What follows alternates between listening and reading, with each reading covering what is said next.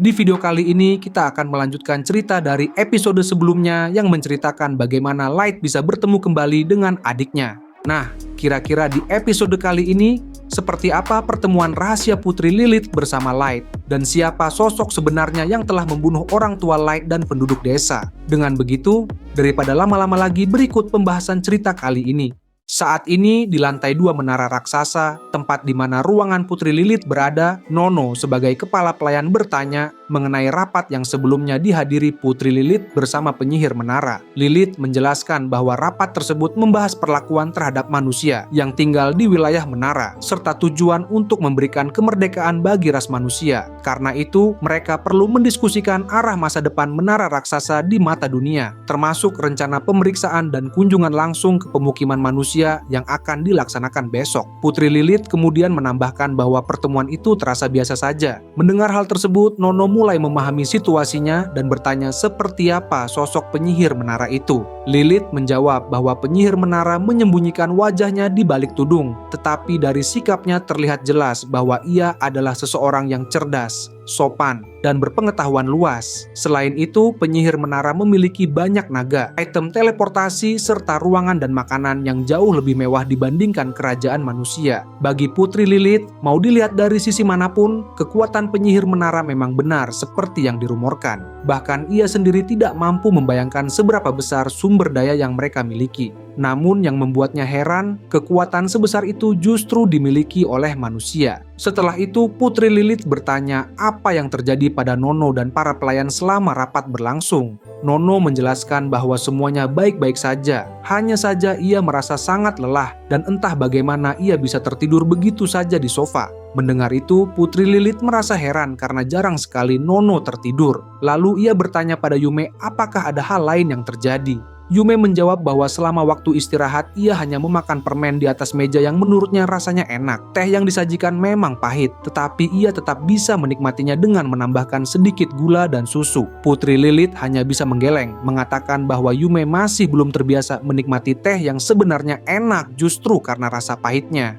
Padahal Yume yang berada di ruangan itu adalah salinan dari kartu Double Shadow, dan sampai saat ini tidak ada yang menyadari hal tersebut. Bahkan dengan magic item maupun sihir penilaian sekalipun, hampir mustahil membedakannya dari Yume yang asli. Karena masih ada waktu sebelum makan malam, Putri Lilith mulai memikirkan bagaimana cara menjalin kerja sama dengan penyihir menara ketika perjamuan nanti.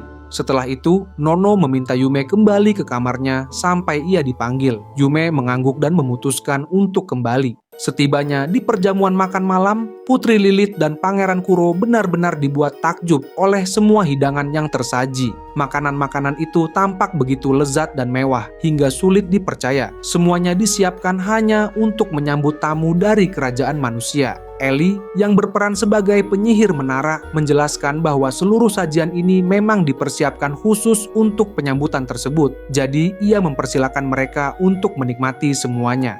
Singkat cerita, setelah perjamuan selesai, Putri Lilith kembali ke kamarnya dan akhirnya bisa berbaring di atas kasur. Ia merasa sangat senang karena semua makanan yang ia cicipi benar-benar lezat, terutama kue kejunya yang terasa seperti hidangan dari surga. Ia bahkan tidak percaya bahwa keju bisa diolah menjadi makanan ringan yang begitu enak. Sampai-sampai ia menambah porsi berkali-kali, membuat kakaknya terkejut karena selama ini adiknya tidak pernah menyukai keju. Namun kini Putri Lilith mulai merasa bingung dan khawatir dengan sikapnya tadi. Ia takut perilakunya terlihat tidak sopan dan dianggap tidak pantas oleh penyihir menara. Padahal masa depan umat manusia sangat bergantung pada kerjasama yang hendak mereka jalin. Ketika ia masih memikirkan berbagai kemungkinan buruk, tiba-tiba suara Ellie terdengar, memberi salam selamat malam. Putri Lilith terkejut dan langsung bertanya siapa yang berbicara dengannya. Ellie pun meminta maaf karena telah datang di tengah malam. Baru setelah mendengarnya, Putri Lilith menyadari bahwa sosok di hadapannya adalah penyihir menara yang tadi hadir dalam rapat.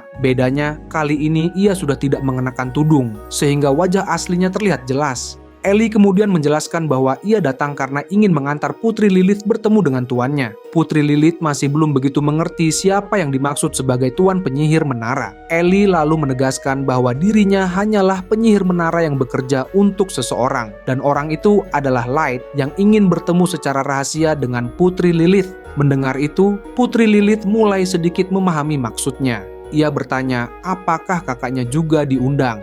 Namun Ellie menjawab bahwa pertemuan rahasia ini hanya diperuntukkan bagi dirinya seorang. Seketika berbagai pikiran buruk muncul di benak Putri Lilith, apa ia akan dijadikan sandera, dilibatkan dalam intrik politik atau bahkan dicuci otaknya. Namun ketika pikirannya mulai kacau, Ellie segera menenangkannya, mengatakan bahwa mereka sama sekali tidak berniat menyakiti siapapun. Light hanya ingin menyampaikan rasa terima kasih secara langsung. Putri Lilith masih belum mengerti mengapa seseorang sekuat itu perlu berterima kasih padanya. Ellie lalu menjelaskan bahwa Putri Lilith telah menolong Yume, yang tidak lain adalah adik perempuan Light. Selama ini mereka sudah lama mencari Yume yang hilang sejak desa mereka diserang, dan mereka baru mendapatkan informasi bahwa Yume berada bersama Putri Lilith. Mendengar penjelasan itu, Putri Lilith mencoba mengingat kembali cerita yang pernah disampaikan Yume. Ia memang pernah menyebut memiliki 2 kakak laki-laki, yang paling tua melarikan diri bersama Yume ketika desa mereka diserang.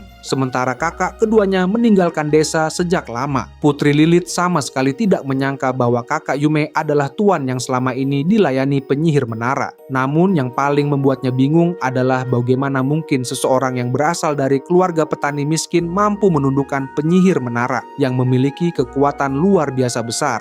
Lalu Ellie menambahkan bahwa kunjungan ke menara sebelumnya sebenarnya diadakan untuk memastikan apakah Yume memang benar berada bersama Ratu Lilith. Karena itulah Light ingin melihatnya secara langsung dan sekaligus mengundang pihak kerajaan manusia. Berkat cara itu, mereka akhirnya bisa mengonfirmasi keberadaan Yume yang asli, lalu menggantinya dengan salinan palsu, sehingga Yume yang sebenarnya dapat kembali kepada Light tanpa menimbulkan kecurigaan. Mendengar penjelasan tersebut, Putri Lilith terkejut karena baru menyadari bahwa Yume yang bersamanya beberapa waktu ini ternyata palsu. Ellie melanjutkan menegaskan bahwa memang benar Yume yang tinggal bersamanya adalah hasil tiruan. Putri Lilith tidak menyangka sama sekali sebab tingkah laku Yume palsu itu terlihat sangat alami dan nyaris tidak berbeda dari aslinya. Ellie menjelaskan bahwa tiruan Yume memang diciptakan agar benar-benar menyerupai yang asli, sehingga wajar jika sulit dibedakan. Ia mengatakan agar Putri Lilith tidak perlu khawatir, karena salinan itu dibuat sedemikian rupa untuk menjaga keamanan Yume yang sebenarnya.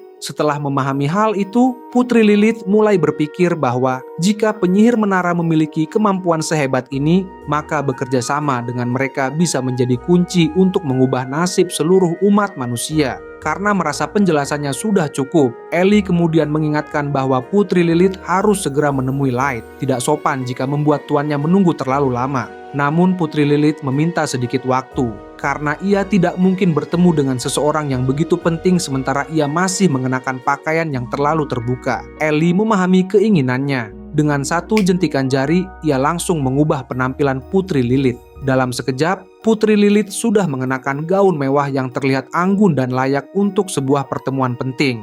Setelah semuanya siap, Ellie lalu menggunakan kartu transfer untuk membawa Putri Lilith menuju dungeon Abyss. Setibanya di lokasi, Ellie langsung memandu Putri Lilith memasuki ruangan. Begitu ia melangkah masuk, Putri Lilith tertegun melihat aula singgasana yang begitu besar dan megah. Ruangan itu dipenuhi banyak pasukan yang berdiri rapi seolah menyambut kedatangannya. Di ujung ruangan, Light duduk di atas kursi singgasana, sementara semua bawahannya menatap ke arah Putri Lilith. Melihat pemandangan itu, Putri Lilith mulai panik. Ia melihat seorang anak manusia berusia sekitar 12 atau 13 tahun duduk sebagai raja. Namun kehadirannya jelas bukan seperti anak manusia biasa. Bahkan Putri Lilith sampai kesulitan bernapas karena tidak memahami apa yang sedang ia saksikan di hadapannya. Di saat kebingungan itu, Ellie menunduk hormat dan mengingatkan Putri Lilith agar bersikap sopan di hadapan Light, tuan yang dilayaninya. Barulah Putri Lilith benar-benar menyadari bahwa sosok di hadapannya bukanlah sosok manusia, melainkan sesuatu yang jauh lebih menakutkan seperti monster dengan kekuatan yang bahkan sulit ia bayangkan. Kemudian Ellie meminta Putri Lilith agar maju ke depan karena Light sudah menunggunya. Saat mulai melangkah, Putri Lilith tidak bisa menahan pikirannya, karena bagi dirinya sosok Light terlihat seperti dewa. Bahkan jika ada yang mengatakan Light adalah dewa jahat sekalipun, ia mungkin akan mempercayainya tanpa ragu. Di sisi lain, seluruh bawahan Light terus memperhatikan setiap gerakannya. Hal itu membuat Putri Lilith semakin gugup, karena ia sadar jika ia bertindak kasar walau tanpa sengaja, Bukan tidak mungkin ia langsung dibunuh, bahkan ia takut jika membuat salah satu orang di ruangan itu marah, bisa saja kerajaan manusia benar-benar musnah gara-gara dirinya. Akhirnya Putri Lilith tiba di depan singgasana, namun ia ragu apakah ia harus segera berlutut atau tidak. Sebagai anggota keluarga kerajaan, berlutut di hadapan penguasa lain bisa dianggap buruk dalam hubungan diplomasi, seakan ia tunduk pada penguasa lain. Namun sebelum ia memutuskan, tiba-tiba Putri Lilith merasakan tekanan aura yang sangat kuat datang dari segala arah. Itu adalah aura intimidasi dari para bawahan Light yang tampak tidak senang karena Putri Lilith tidak segera berlutut.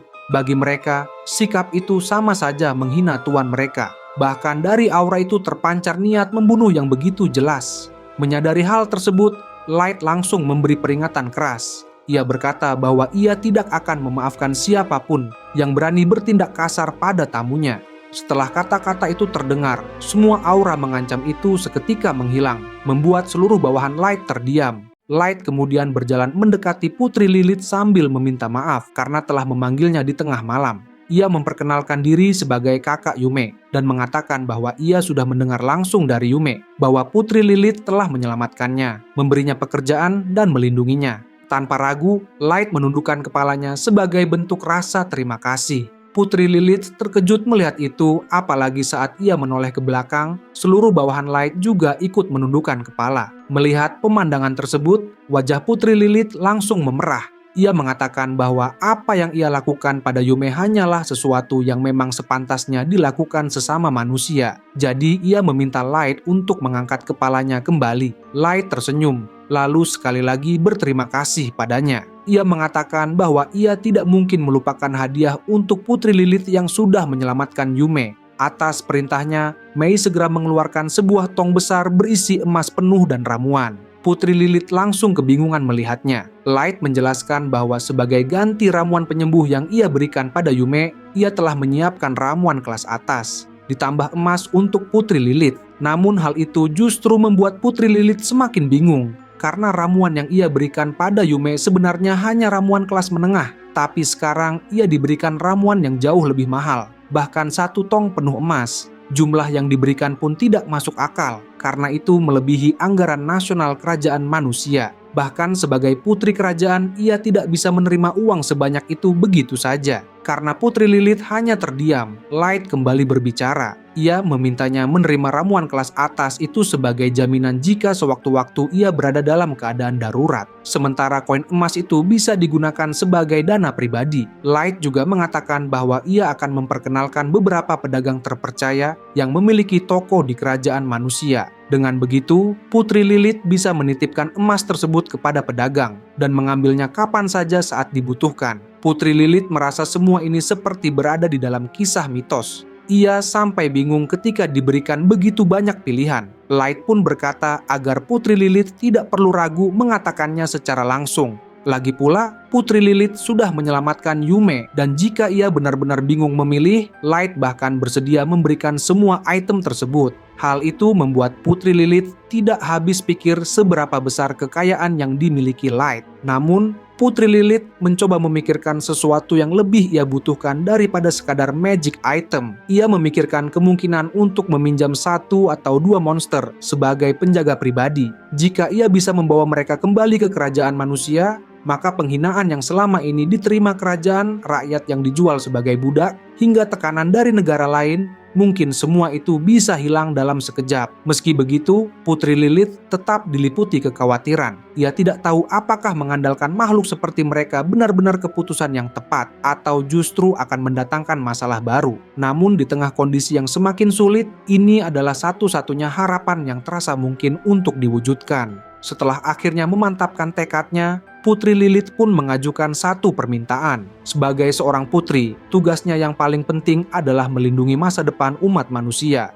Karena itu, ia memohon kepada Light agar meminjamkan kekuatannya demi masa depan umat manusia. Baginya, demi manusia, ia siap menanggung risiko apapun. Bahkan jika pada akhirnya ia harus menerima hinaan dari pihak manapun. Light menatapnya, lalu berkata bahwa ia akan menerima permintaan tersebut. Meskipun kekuatannya tidak begitu besar, ia tetap akan meminjamkan kekuatannya pada Putri Lilith. Bagaimanapun, keputusan yang Putri Lilith ambil ini dilakukan tanpa sedikit pun keraguan. Mungkin saja ia telah menari di telapak tangan Light, namun apapun alasannya, ini sudah terjadi. Dan bagi manusia, Light adalah satu-satunya harapan yang tersisa. Putri Lilith tidak tahu apakah keputusannya ini akan menjadi keuntungan atau justru bencana. Apakah semua ini akan menjadi berkah atau malah berubah menjadi kutukan. Namun bagaimanapun juga, keputusan sudah diambil dan tidak ada jalan untuk kembali. Pada keesokan harinya, semua tamu dari kerajaan manusia mengikuti tur di pemukiman manusia yang berada di sekitar menara raksasa. Saat itu Putri Lilith merasa penasaran dengan tempat tinggal yang berbentuk kubus logam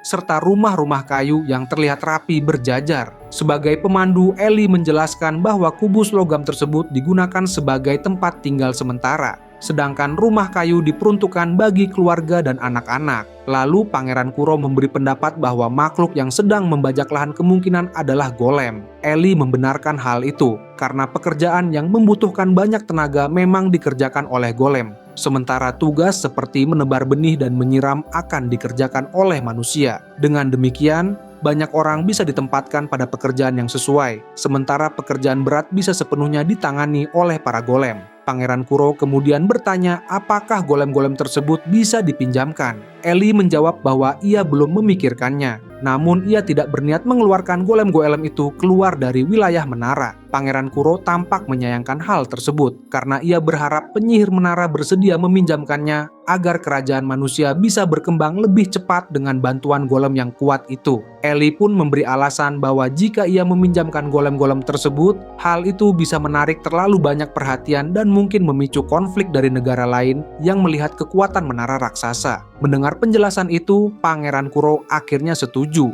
Setelah itu, Ellie mengajak semua tamu untuk memeriksa bagian tepi luar dari menara raksasa. Sementara itu, di bagian atas menara raksasa, Putri Lilith mengamati dari kejauhan saat rombongan tamu melakukan pemeriksaan. Putri Lilith sulit percaya bahwa kakaknya dan seluruh tamu kerajaan tidak menyadari bahwa Lilith yang berada di antara mereka hanyalah salinan yang diciptakan dari kartu sihir milik Light. Kemudian Mei bertanya apakah Putri Lilith sudah memastikan semuanya secara langsung. Putri Lilith menjawab bahwa ia sudah cukup yakin. Sebenarnya, ia bukan tidak percaya pada kekuatan kartu sihir Double Shadow, namun ia hanya ingin memastikan apakah salinan dirinya bisa dikenali atau tidak. Karena semuanya berjalan lancar, Mei mengajak Putri Lilith untuk pergi ke lantai 4, tempat Light sedang menunggu. Mei lalu mengeluarkan kartu transfer dan membawa Putri Lilith langsung ke ruangan tempat Light berada. Sesampainya di sana, Light mulai menceritakan apa yang dialaminya. Ia menjelaskan bahwa ia hampir terbunuh di Abyss setelah terpilih menjadi kandidat master.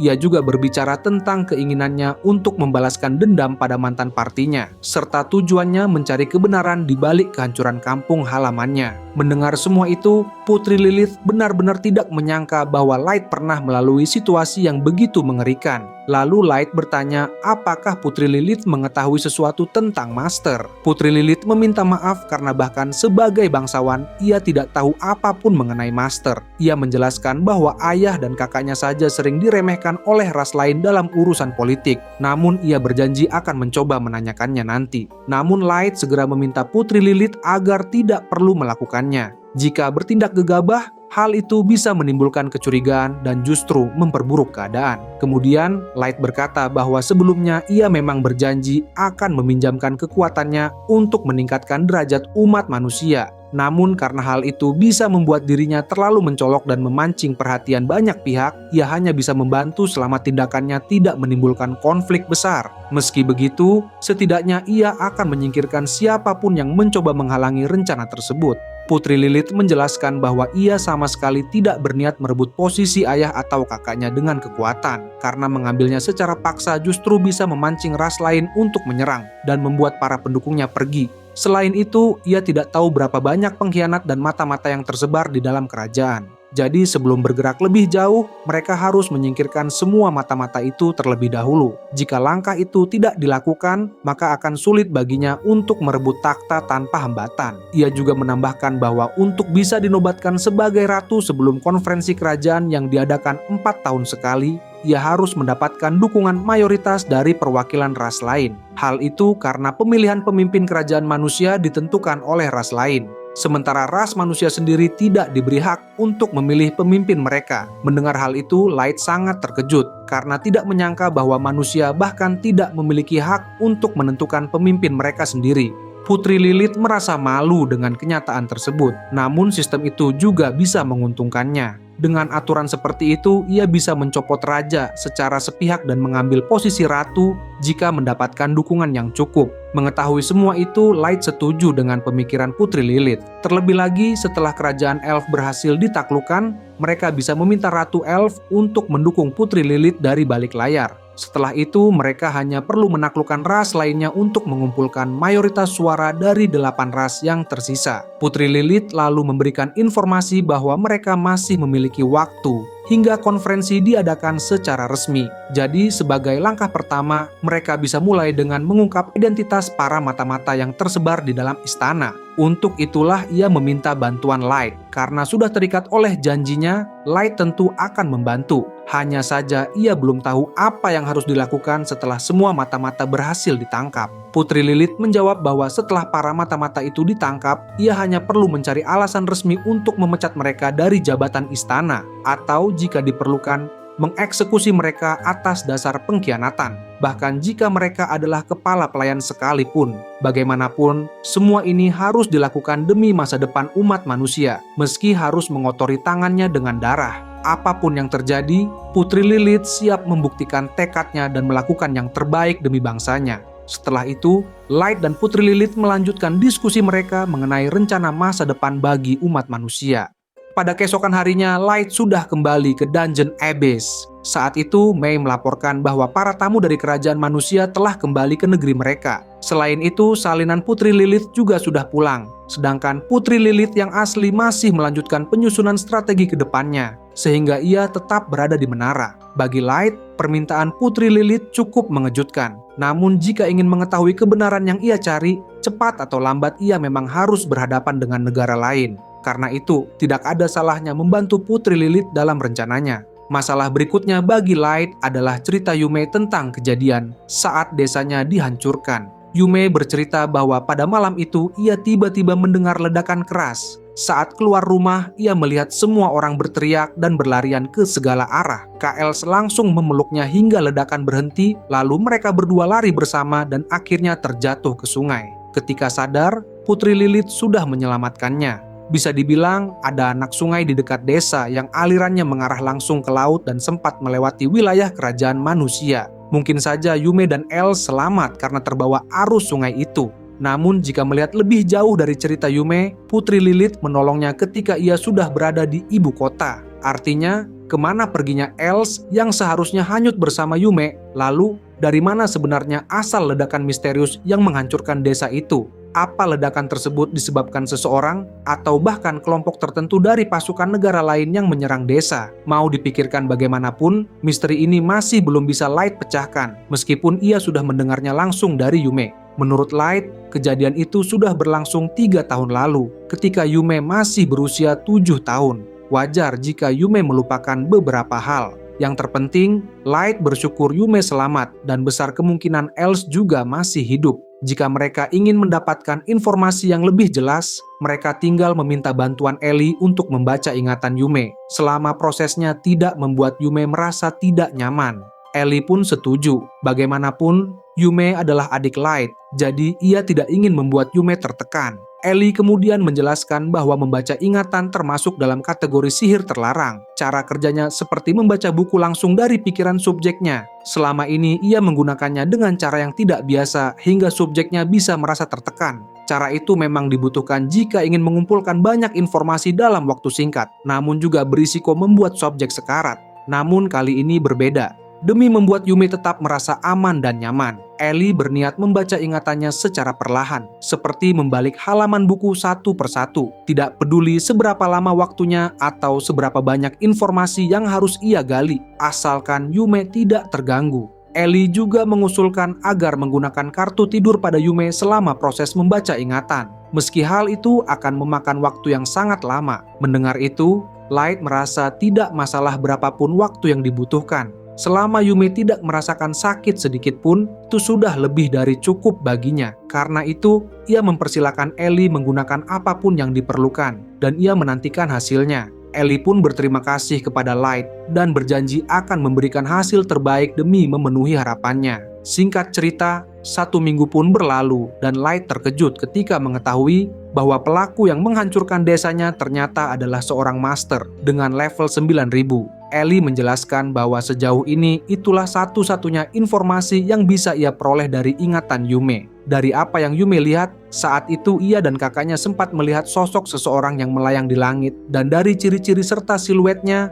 jelas bahwa pelaku itu berasal dari ras manusia. Light pun bertanya bagaimana Ellie bisa mengetahui level dari master tersebut. Ellie menjawab bahwa sebenarnya hal itu sulit untuk dijelaskan, karena ia hanya menebak berdasarkan sudut pandang Yume. Meski master itu berusaha menyembunyikan kekuatannya, efek destruktif yang muncul saat desa dihancurkan menunjukkan betapa besar energi sihir yang digunakan. Melihat skala kekuatannya, ia memperkirakan level master itu berada di sekitar level 9000. Namun Ellie menekankan bahwa itu masih sebatas dugaan dan bisa saja salah. Menurut Light, jika tebakan Ellie benar, maka hal ini akan menimbulkan banyak pertanyaan. Bagaimana mungkin ada manusia yang bisa mencapai level 9000? Kenapa manusia menghancurkan sesama manusia? Lalu jika memang yang menyerang adalah seorang master, apa tujuan sebenarnya menyerang desa itu? Light kemudian menyimpulkan bahwa jika master tersebut sengaja menghancurkan desa untuk menghapus semua bukti keterlibatan Light sebagai kandidat master, maka sudah jelas bahwa master itu merupakan musuh yang harus ia hadapi. Namun jika master itu benar memiliki level setinggi 9000, sulit untuk percaya bahwa saudaranya bisa selamat begitu saja. Jika tujuannya memang menghapus semua bukti, seharusnya tidak ada satupun orang yang dibiarkan hidup. Karena itu, ada kemungkinan Yume dan Els sengaja dibiarkan hidup. Meski begitu, Light merasa setidaknya mereka sudah mendapatkan petunjuk penting untuk mengetahui siapa pelaku di balik kehancuran desanya. Meskipun semakin banyak hal yang membuatnya bingung.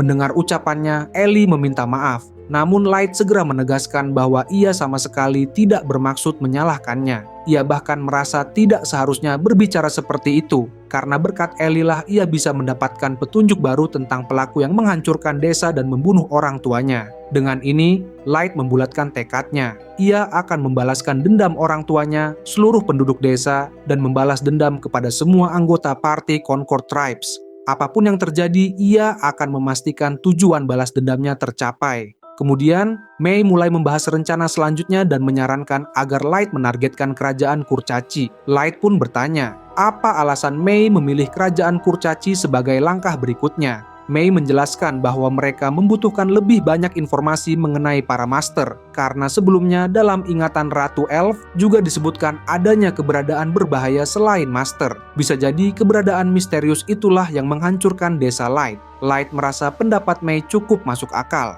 Mei lalu melanjutkan bahwa ras yang kemungkinan memiliki informasi tentang keberadaan berbahaya tersebut adalah ras Elf, ras Kurcaci, ras Iblis, dan ras Dragonwed. Namun karena Ellie berencana mengurus negara Dark Elf, ras tersebut otomatis dikecualikan. Di antara pilihan yang tersisa, ras Kurcaci dikenal sangat haus akan pengetahuan, sehingga mereka dapat diberi umpan untuk memancing Raja Kurcaci agar mau berbagi informasi. Lagi pula, rencana ini juga berasal dari masukan Putri Lilith. Selain itu, salah satu target balas dendam Light, yaitu Naano, berasal dari ras Kurcaci. Sehingga Mei mengusulkan agar segera menjalin kontak dengan kerajaan Kurcaci demi mendapatkan informasi.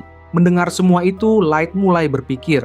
Ia berharap bisa mendapatkan informasi tanpa harus berseteru langsung dengan kerajaan Kurcaci.